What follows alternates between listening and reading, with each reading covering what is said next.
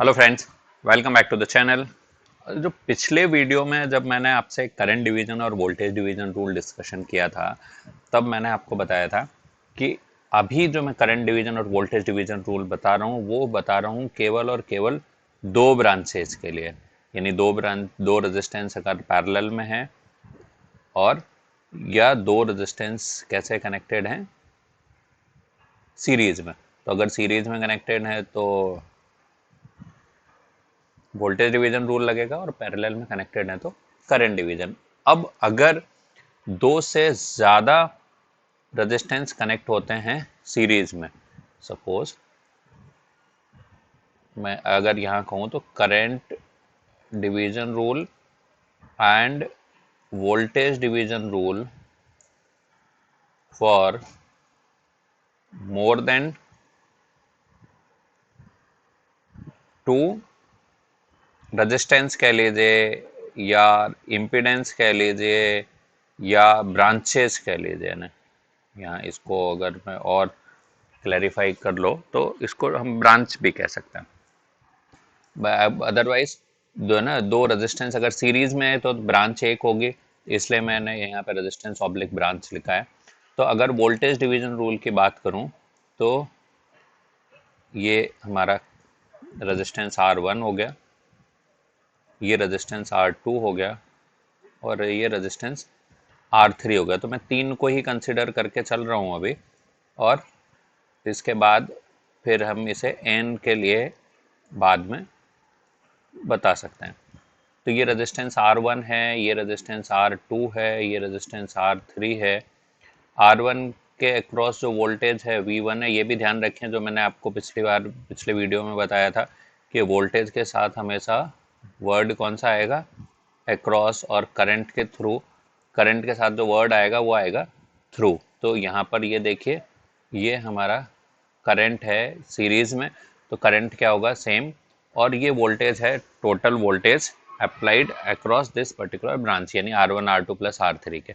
अब मुझे V1 V2 V3 चाहिए, तो मैं यहाँ पर क्या करूँगा, मैं सबसे पहले I की अगर बात करूँ तो ये करंट क्या होगा, this current will be voltage, applied voltage upon total resistance, तो R1 plus R2 plus R3 हो जाएगा। ठीक है। और अब मुझे अगर ये V1 की वैल्यू चाहिए तो V1 will be equal to क्या होगा, I इंटू R1, क्योंकि वोल्टेज क्या होता है, I into R।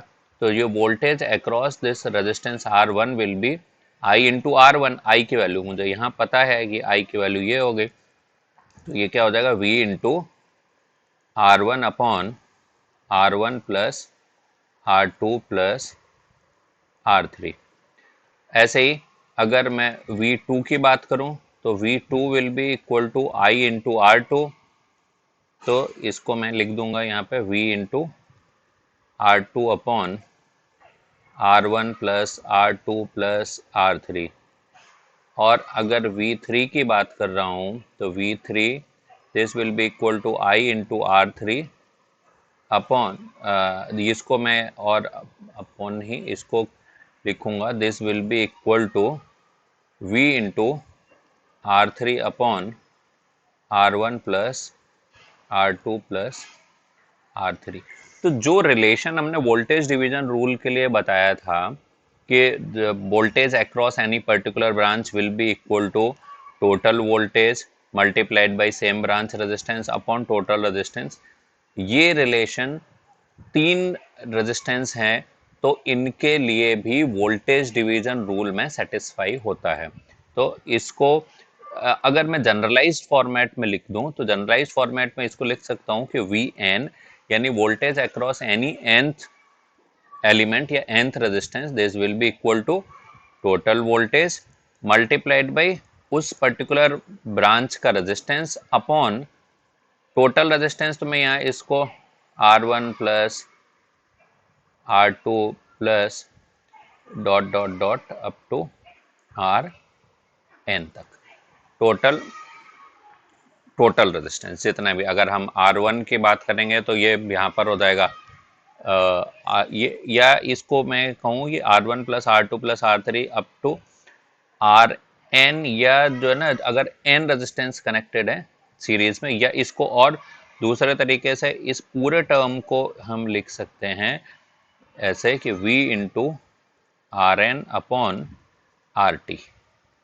Are T क्या होगा, जो टोटल सीरीज ब्रांच है उस जो सीरीज में जितने भी रेजिस्टेंसेस कनेक्ट हैं उन सब का सम। तो ये वोल्टेज डिवीजन रूल हुआ। अब करंट डिवीजन रूल जो हमने प्रीवियस वीडियो में पढ़ा था, जिसमें हमने बताया था कि अगर किसी पर्टिकुलर ब्रांच के थ्रू करंट निकालना है तो वो क्या होगा, टोटल करंट, जो हमने यहाँ लिखा था कि current in any branch will be equal to total current multiplied by opposite branch resistance upon total resistance. तो अब इसके बारे में अगर हम डिस्कशन करें कि अगर तीन रेजिस्टेंस पैरेलल में कनेक्टेड है, अगर तीन रेजिस्टेंस हमने पैरेलल में कनेक्ट कर दिए, तब इसमें करंट किस तरीके से डिवाइड होगा इसकी बात करते हैं। तो जब तक मैं ये ड्रॉ कर रहा हूँ तब तक मैं आपको याद दिला देता हूँ कि अगर आपने अभी तक मेरे चैनल को सब्सक्राइब नहीं किया है तो चैनल को सब्सक्राइब जरूर कर लीजिए। सब्सक्राइब करने के बाद बेल आइकन को प्रेस करना बिल्कुल मत भूलिए, क्योंकि जब तक आप बेल आइकन प्रेस नहीं करेंगे तब तक आपको जब भी मैं कोई लेटेस्ट वीडियो अपलोड करूँगा उस वीडियो का नोटिफिकेशन नहीं मिलेगा। इसलिए सब्सक्राइब करें और सब्सक्राइब करने के बाद बेल आइकन को प्रेस करना बिल्कुल मत भूलें।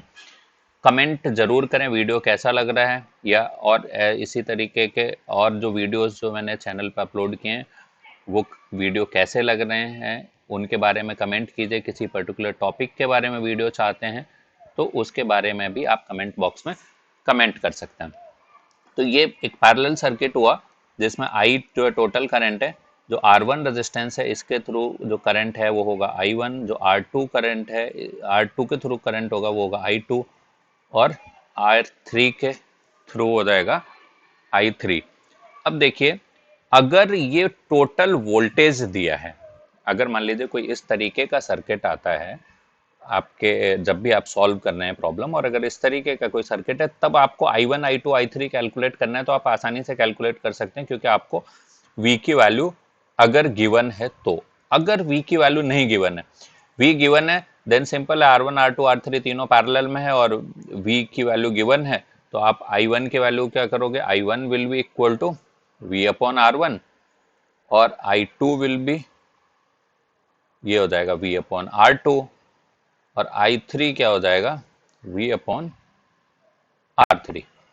बट करंट डिवीजन और वोल्टेज डिवीजन रूल का जो रिक्वायरमेंट आई वो तभी आती है ज़्यादातर केस में कि जब यहाँ पर आपको ये वोल्टेज नहीं गिवन है, ये करंट के वैल्यू गिवन है कि ये करंट कितना है। अब आपको जब इस करंट को डिवाइड करना है तो आपको यहाँ पर एक छोटा सा पॉइंट ध्यान में रखना है कि करंट डिवीजन रूल तभी लगेगा जब जितनी भी ये ब्रांचेस हैं उनको आप सिंप्लीफाई करके दो ब्रांचेस में कन्वर्ट करेंगे।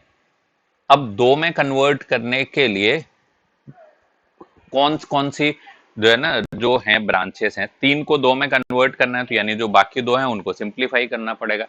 तो कौन सी दो को सिंप्लीफाई करना है, कौन सी को अनचेंज रखना है, वो डिपेंड करता है कि आपको किस ब्रांच के थ्रू करंट निकालना है। तो मुझे अगर I1 करंट निकालना है तब मैं क्या करूंगा, R2 एंड R3 का इक्विवेलेंट कैलकुलेट करूंगा, इक्विवेलेंट रेजिस्टेंस कैलकुलेट करूंगा। और अगर मुझे I2 निकालना है करंट तो मैं R1 एंड R3 का इक्विवेलेंट निकालूंगा सिंप्लीफाई करने के लिए। और अगर मुझे I3 करंट कैलकुलेट करना है तब मैं R1 एंड R2 का इक्विवेलेंट रेजिस्टेंस कैलकुलेट करूंगा। अब ये कैसे जो है ना होगा, तो मैं एग्जांपल लेता हूं यहाँ पर कि मुझे I1 कैलकुलेट करना है। तो I1 के लिए मुझे क्या करना होगा, ये R2 और R3 का इक्विवेलेंट कैलकुलेट करना है। तो मुझे ये जो सर्किट है, इस सर्किट में R2 और R3 का जो इक्विवेलेंट है, यानी ये जो दोनों रेजिस्टेंस हैं, इसको हम रिप्रेजेंट करेंगे किससे, R इक्विवेलेंट 1। तो ये जो R इक्विवेलेंट 1 होगा, R इक्विवेलेंट 1 को हम, अब ये सर्किट सिंप्लीफाई कैसे हो जाएगा कि एक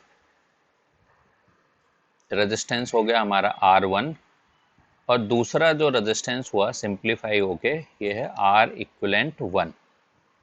तो ये टोटल करंट है I, ये R1 और ये हो गया R इक्विवेलेंट 1। अब मुझे जो है ना I1 कैलकुलेट करना है, तो मैं I1 आसानी से कैलकुलेट कर लूंगा। वो क्या हो जाएगा, I1 will be equal to total current I multiplied by, अब इस R1 के अपोजिट ब्रांच रेजिस्टेंस कौन सा है, R equivalent 1 upon total resistance क्या हो जाएगा, R1 प्लस R इक्विवेलेंट 1। अब यहां पर आपको ध्यान क्या रखना है कि जब जो है ना टोटल रेजिस्टेंस की बात कर रहे हैं, तो मैं इस सर्किट को छोड़ दूंगा। अब मैं इस सर्किट को नहीं कंसिडर करूंगा, मुझे कंसिडर करना है ये सर्किट, क्योंकि मैंने जो ये 3 ब्रांचेस थी इन तीनों को 2 में कन्वर्ट कर दिया। और R इक्विवेलेंट 1 की वैल्यू क्या हो जाएगी, R इक्विवेलेंट 1 ये हो जाएगा R2 और R3 का इक्विवेलेंट है, तो इनका इक्विवेलेंट क्या होगा, प्रोडक्ट बाय सम R2 R3 upon R2 plus R3, ये वैल्यू होगी R इक्विवेलेंट 1 की। अब मान लीजिए मुझे I1 की बजाय I2 कैलकुलेट करना है, तो फिर मैं क्या करूंगा, फॉर I2 ये मैं इसको फिर सर्किट को सिंप्लीफाई करूंगा और मैं किसको अनचेंज रखूंगा, R2 को। तो ये टोटल करंट I हो जाएगा और मैं R2 को अनचेंज्ड रखूंगा और R1 और R3 का एक इक्विवेलेंट कैलकुलेट होगा, ये जो जिसको मैं कहूँगा R इक्विवेलेंट 2। ये करंट है हमारा I, ये रेजिस्टेंस रहेगा R2, इसके थ्रू जो करंट फ्लो होगा I2। अब मैं जब I2 की वैल्यू कैलकुलेट करूंगा तो this I2 will be equal to total current I multiplied by, इस सर्किट को देखूंगा कि इसका अपोजिट ब्रांच रेजिस्टेंस क्या है, R equivalent 2 upon total resistance में क्या हो जाएगा, R2 प्लस R इक्विवेलेंट 2, जहां पर R इक्विवेलेंट 2 की जो वैल्यू होगी, ये किस किस का, R2 को हमने अनचेंज रखा है, तो this will be equal to R1 R3 upon R1 plus R3। ऐसे ही फॉर I3 मैं इसका सर्किट ड्रॉ नहीं कर रहा, यहाँ पे मैं सीधा फॉर्मूला लिखता हूँ, this I3 will be equal to total current I multiplied by R equivalent 3 upon R3 plus R equivalent 3, और R इक्विवेलेंट 3 कौन सा होगा, जो R1 और R2 को सिंप्लीफाई करके हम कैलकुलेट करेंगे। So this will B R1 plus R2 upon R1 plus R1 into product wise हम है ना, तो R1 R2 upon R1 plus R2। तो ये जो पूरा एक्सप्लेनेशन था, ये एक्सप्लेनेशन है अगर 2 से ज्यादा ब्रांचेस पैरेलल में कनेक्टेड हैं, तो यानी 3 है, अगर 4 होंगे तो हम और सिंप्लीफाई करेंगे। हमेशा अगर 2 से ज्यादा ब्रांचेस हैं तो हम उनको करंट डिवीजन के लिए 2 में ही रिड्यूस करेंगे। वोल्टेज डिवीजन में कोई इशू नहीं, वोल्टेज डिवीजन आप सीधे सीधे अप्लाई कर सकते हैं। तो आशा है कि जो पिछला वीडियो और ये वीडियो देख के आपको current division and voltage division का कॉन्सेप्ट समझ में आ गया होगा। इसके बाद आने वाले वीडियो में मैं कुछ जो डीसी नेटवर्क थ्योरी से रिलेटेड कुछ टर्मिनोलॉजी है, उन टर्मिनोलॉजी का एक्सप्लेनेशन है, उनके बारे में डिस्कशन करूंगा। उन वीडियोस के लिए आप चैनल से जुड़े रहिए। चैनल से जुड़ने के लिए आपको पता है कि चैनल को सब्सक्राइब करना है। सब्सक्राइब करने के बाद घंटी बजाना बिल्कुल मत भूलिए, क्योंकि जब तक आप घंटी नहीं बजाएंगे आपको लेटेस्ट वीडियो का नोटिफिकेशन नहीं मिलेगा। मिलते हैं नेक्स्ट वीडियो में, तब तक के लिए bye bye, thanks for watching.